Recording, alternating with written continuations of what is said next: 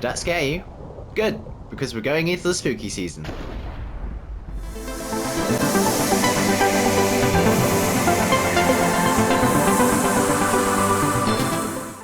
And welcome once again to another fantastic episode of Constructing New Walden City. My name is Dr. Wasabi, and as the intro would suggest, we are going into the spooky season. I do apologise if I scared you. I just had to. You know what I'm like with the spooky season, all ghosts and goblins for me.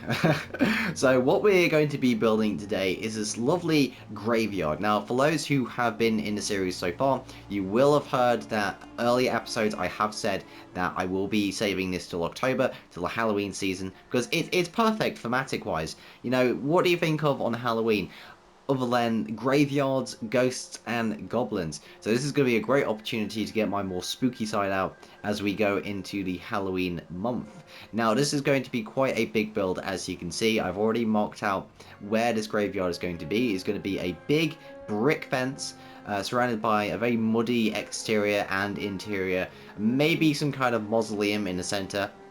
I'm not sure on that one. Again, we can always go ahead with the design process the further we go in. So I think what I'm going to do is I'm going to get a nice block palette out, and I'll be right back with you.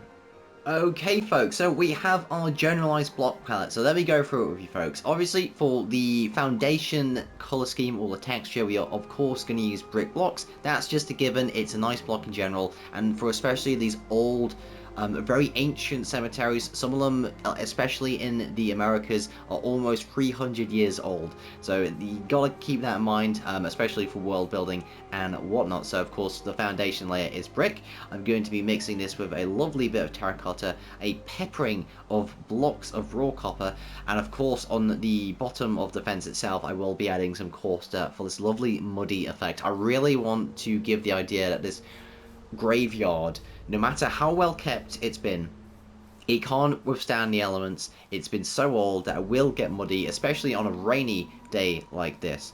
And of course for the blocks of raw copper, this was actually when I was out into town. There was this lovely brick building that had some weird moss on it, and it gave me the inspiration that maybe we could add a bit of green to the fence itself, maybe some leaves, but I just want to add that little hint of green moss using the blocks of raw copper. So what I'm going to do, I'm going to make out a section here and see how this is actually going to go out. So I think without further ado, I'll see you after this brief intermission.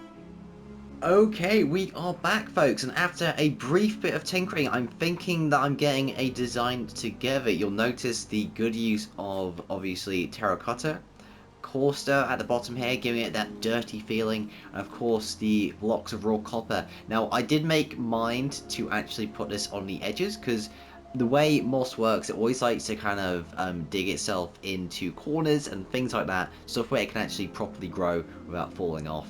So this is like my perfect vision of how this is going to turn out. The only thing I actually need to do is the top here. Now I have a few ideas, but I think the one that's actually going to go through is this lovely kind of gothic pillar design. So what I'm going to do here is just add some of this, make a brick block here. How does that look? Okay, it doesn't look too bad, but of course it is always a constant refinement with these things. And do the same over here, like so. Okay, excellent, excellent. So I think what we'll do now is maybe something like this, add a top to it, and then let's see here. I want to add some kind of gothic fence vibe with this build. I'm trying to find the right materials. Maybe cobbled deep slate. Ooh, it could be polished deep slate. In fact, we'll use deep slate brick walls, and let's see, and chains. Let's see how that looks. So we got ourselves the deep slate brick walls. We got the chains like so. Got some of that, some of that, some of that, some of that. And maybe what we do then is, let us get out some either smooth basalt or polished deep slate stairs, and we just do a nice little design here. Now how does that look? Let's just go down here. Ooh, not bad. We're on track. isn't perfect, but I like the way where we're going. So I think what I'm going to do is I'm going to refine this a bit more, and I'll be right back with you. Say hello to our new fence design. Yes, so I've been a bit of a tinkerer, to say the least. Let me actually go through what we've been doing. So here we go. So I've actually replaced some of the brick with granite. I thought this was a great opportunity to texture up the place, and although I had already set a default color palette, it's always nice to add a few more blocks, even if it sometimes helps with the saturation. For me, it did that, and it helped add some more color variation, which is always a massive benefit for these kind of things. Now, if we go further up, I've actually replaced some of the brick stairs with granite stairs, just because I thought there was a bit too much saturation, so to speak, with the brick on this part of the build. So I think that looks really good. On terms of the fence itself at the top, I've actually bunched the deep slate brick walls together, because I realized the chains that are actually on top of them don't connect. So it creates this wonderful segmentation, which I was able to replicate here. Now, for the pillars, I made this wonderful, I would call it a cannon design, where you have these wonderful stone thingies pointing out. I don't really have a name for them. I'm sure there's some fancy architectural name for these kind of decorations, but for the life of me, I can't find it. So for the final alteration to our build, I've actually lengthened the stair fence over here, so it's actually 2 blocks wide and going in a singular direction, so that'll wrap around the entire fence of the cemetery. So I think what we're going to do, we're going to bring this all around the build, and I'll see you after. So I think without further ado, let's get on with our time lapse.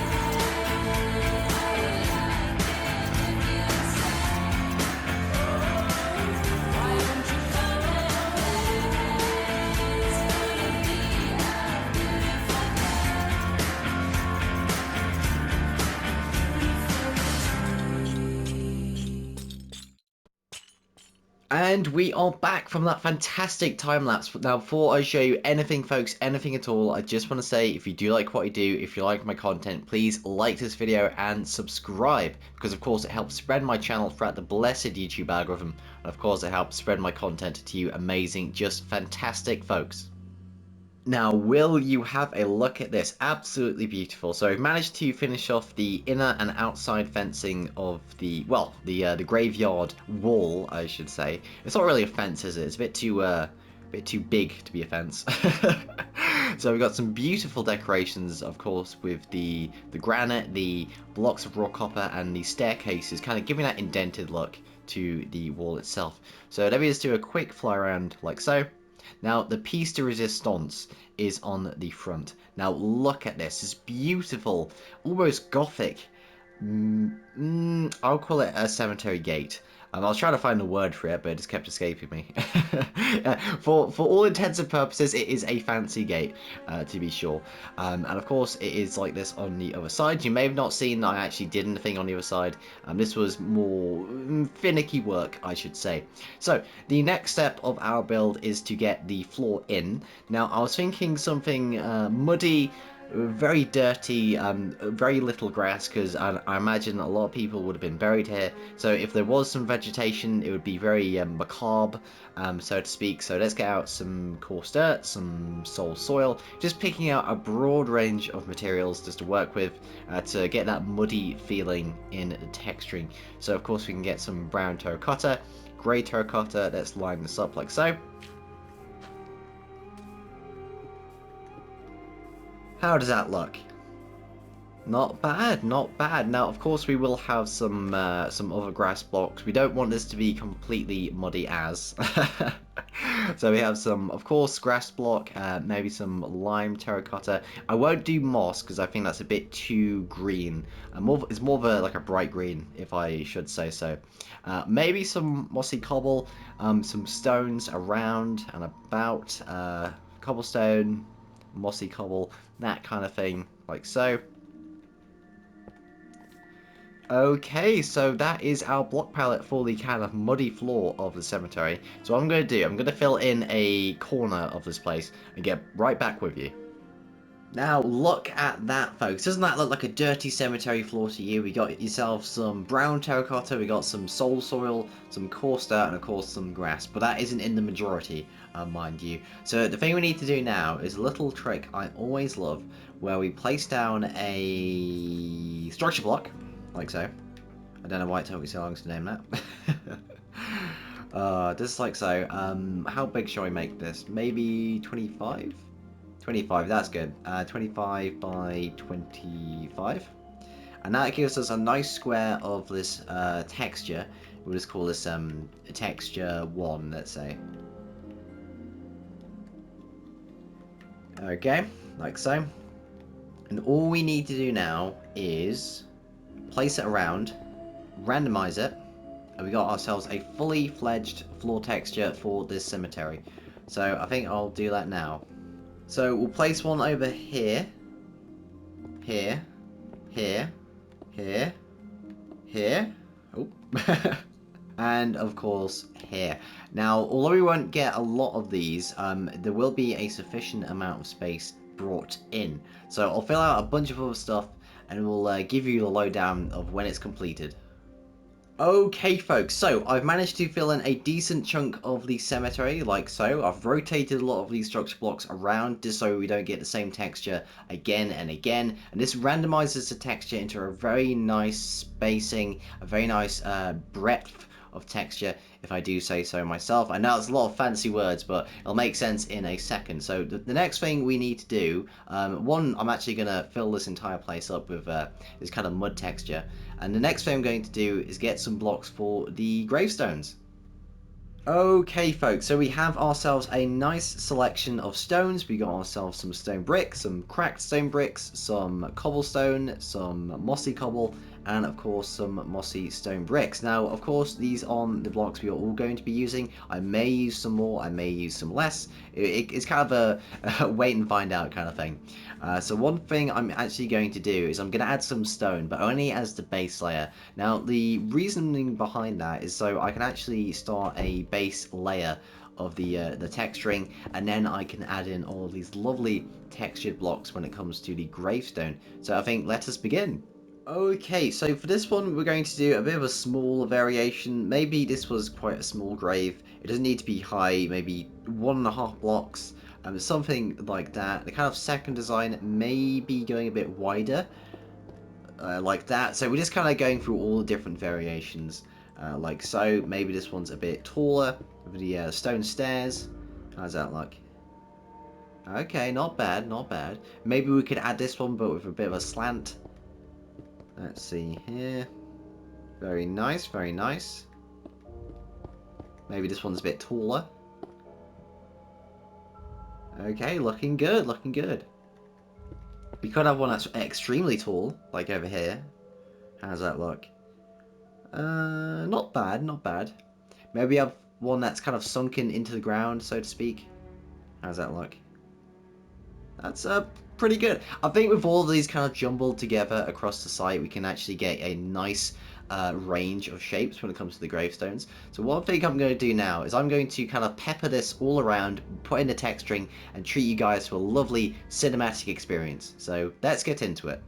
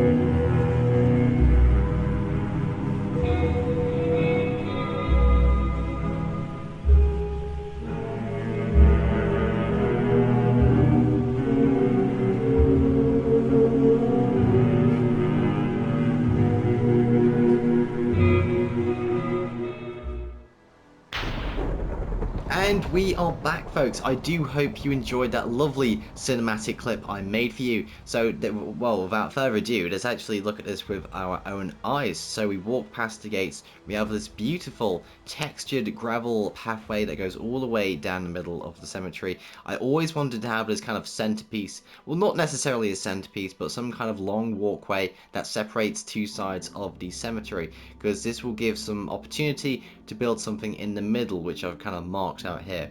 Now, what is going to be here, I'm not entirely sure. It could be a grave, perhaps, to some wealthy nobleman that might have fled to the Americas. Who knows? But I'm thinking of something between that and the mausoleum. We can actually go downstairs into the crypts, maybe a whole underground space ready for Halloween. Maybe it goes over to the church. I don't know. I think the possibilities here are really interesting to kind of think about in terms of planning and whatnot. But I do know this: if we are doing a crypt, this will be in an entirely new episode, because underground excavation is a task, let me tell you.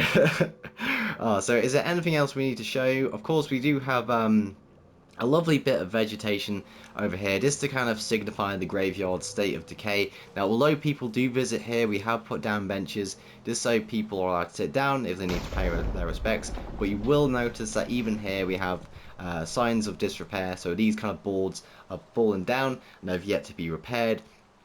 Other things like this show the tombstones themselves. Some of them are preserved, some of them are knocked down. Again, depending on where the person was buried at what time. Some of these may be brand new, some of these may be centuries old, and I think that's the real beauty of making these kind of places, because there's a lot of texturing involved. This is a place that kind of grows over time, whether it decays or gets overgrown and all that lovely stuff. So I think what we're going to do, we're going to separate this into 2 episodes.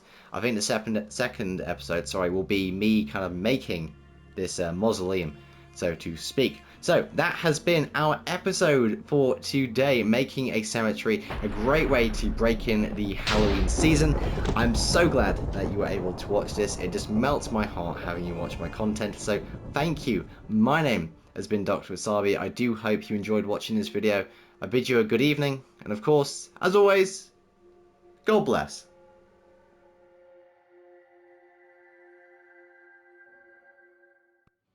And now, folks, it is time to say good night. We sincerely appreciate your viewing and hope we've succeeded in providing you with an enjoyable evening of entertainment. Stay happy and come back again soon. Good night.